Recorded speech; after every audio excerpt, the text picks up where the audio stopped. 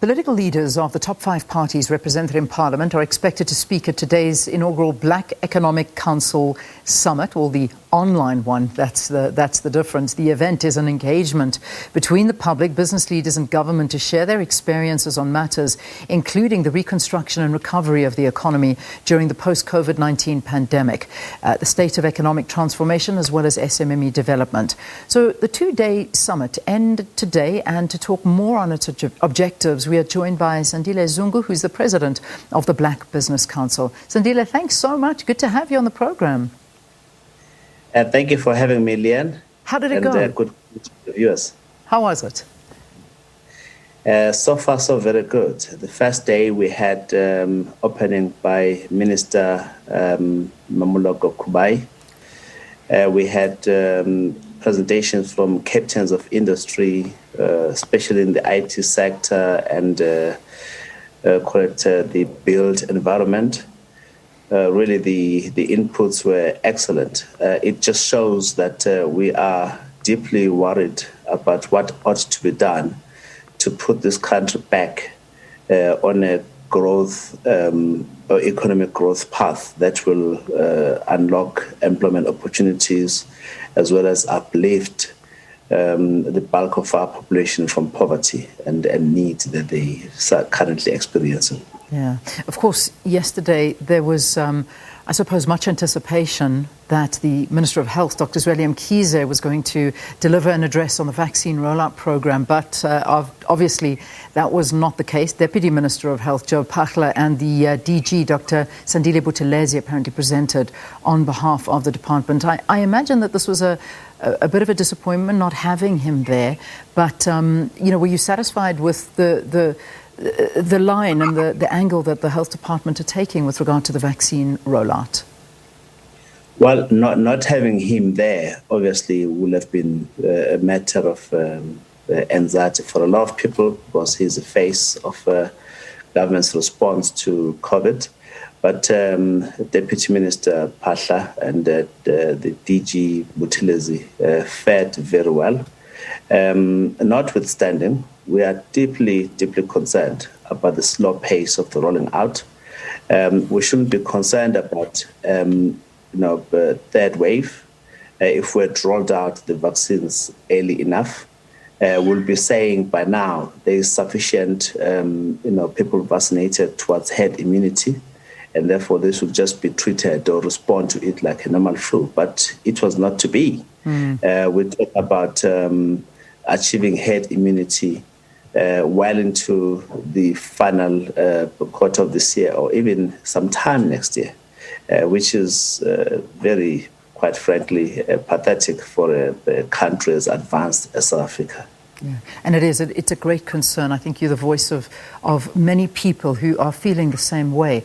What I want to ask you, though, I mean, yes, we know that the minister was meant to be there. He did not arrive. Things like this in the midst of a pandemic, and we keep talking to issues, and I know that this is still being investigated, so it's not for you to comment on this particular case with regard to digital vibes and the health minister. But where, as a country, we are going through a crisis, we're in a pandemic, and the minister in charge of this has almost gone AWOL, and we are now depending on a whole shift and a whole a different way of handling things. And this is a big worry, because it's not only for the health department. We can look in most departments where the idea of corruption, the idea of maladministration and underhandedness seems to override the actual work that a department should be doing and focusing in on. And that's the people of the country, instead of self-enrichment for themselves and a few others. Does this worry you as the Black Business Council? Well, it doesn't only worry us as a Black Business Council. It has to worry all of South Africa's people. There was a time in the past when, if you spoke about corruption, government was very sensitive. They felt there was no need to put government and corruption in the same sentence. And nowadays, it's become second nature, because everyone accepts now that corruption is endemic in South Africa, most especially in the public sector. And it should not be so, because the public sector is for all of South Africa's people. So we are deeply concerned about corruption now bedeviling our government's response to an unprecedented pandemic. Yeah. Corruption should not be a story. What should be the story is how quickly and how much we're hastening the rollout of the vaccines.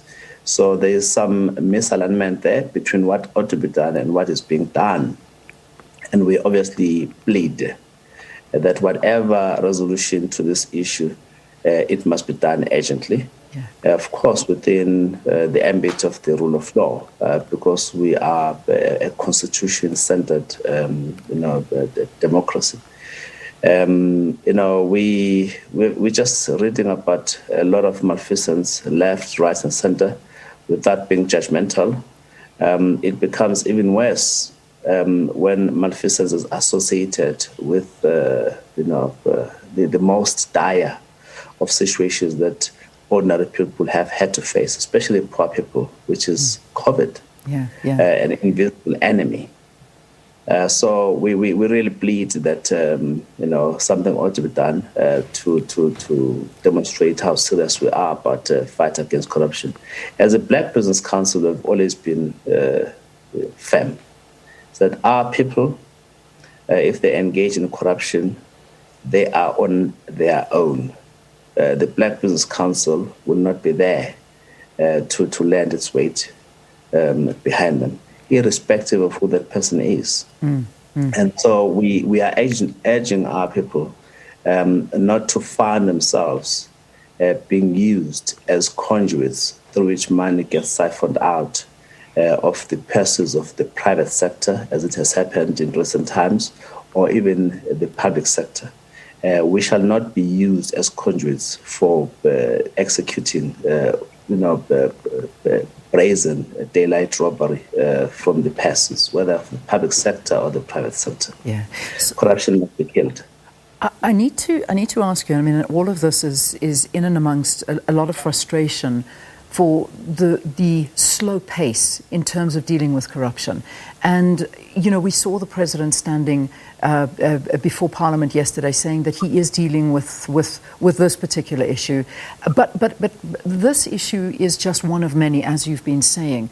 Are you satisfied with the president and the way he's dealing with this? Is he acting fast enough? Do you think that the way he's dealing with this is good enough? Or would you like to see more from the president? Well, in a constitutional democracy, sometimes what you call the wheels of justice turn very slowly. But it is fair to say we don't think that government is serious about fighting corruption. And what must they do to be seen to be serious? It's up to them. They've got the power of the state. They've got capacity to influence the legislative process. The wheels of justice around matters of corruption grind very, very slowly, and too slowly for anybody's comfort. And unfortunately, corruption in the final analysis robs the poor. They rob the poor because they are last in the queue. If roads need to be repaired, there's no more money for road repairs. If clean running water needs to be provided to human settlements in far-flung parts of these cities, there's no more money to roll out infrastructure. Why? Because it's been taken by those who have got access to the purse. So corruption robs the poor, whether you like it or not. And therefore, our response to corruption must be because we are humane, because we care for the needs of the poor. And if you do not care for the needs of the poor, you cite due process and you cite the slow pace of change towards seeing justice being done. You're basically saying, poor, please be patient whilst we fleece. Yeah, and that's not the word that people want to be hearing. They really don't. I mean, we heard the chairperson of Anglo-American South Africa board, Nolita Fakude, speaking on the trust deficit that's plaguing the country, as there seems to be this very high level of distrust in various spheres, which may cause a greater delay in achieving this economic transformation. Is that the general concern of the business sector? Well, the trust deficit goes both ways. As black business, there's a trust deficit between ourselves and mainstream, what I would call traditional white business. We are concerned that 27 years into our democracy, the ownership patterns in the economy still resemble the colonial and apartheid era. Now, the fact that the top echelons of big business are still managed by and large by white males entrenches this trust deficit between those who have to benefit from transformation and those who hold the levers, who are basically are symbols of economic power. By the time you get to the trust deficit between business in general and government, you must have dealt with this one that I've highlighted. Indeed, we are deeply concerned that this trust deficit, no matter how many times we engage with one another, seems to be deepening by the day. And you'll find that in the dairy sector, in the poultry sector, in the sugar sector, even now in black economic empowerment sector, we are concerned about, for example, how this matter of broad-based trust, is being dealt with, and how it is the pendulum is swinging away from support for black entrepreneurs and support for black businesses into something which, in our opinion, is amorphous at best, at times makes black economic empowerment susceptible to massive and legislated fronting if the measures that are being cited are anything to go by. So the trust deficit goes a lot. By the time you talk about labor and its role in the lack of trust, and the time you talk about communities which are part of the social partners, you actually see that what characterizes our democracy right now is deep mistrust among social partners.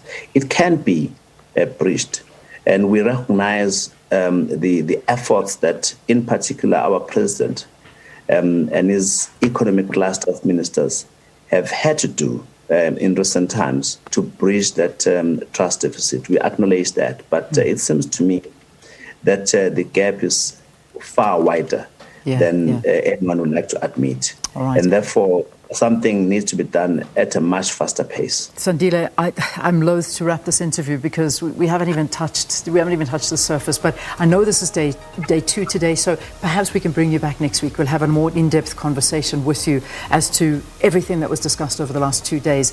But Sakina wants to say something to you before we wrap. I absolutely have to. Can't let him go without it. Quickly. So Sandile, of course, the owner of one of the oldest clubs in this country, AmaZulu Football Club. Usutu yesterday securing Champions League football, going to KZN. Congratulations. It's no mean feat. You, Benny, the team, well done. Well done, Sandile. All I can say is, hey, be Usutu. Listen, enjoy it. Beautiful Thank you. Beautiful note to end it on. We got no time to say goodbye. We have to go. Bye-bye.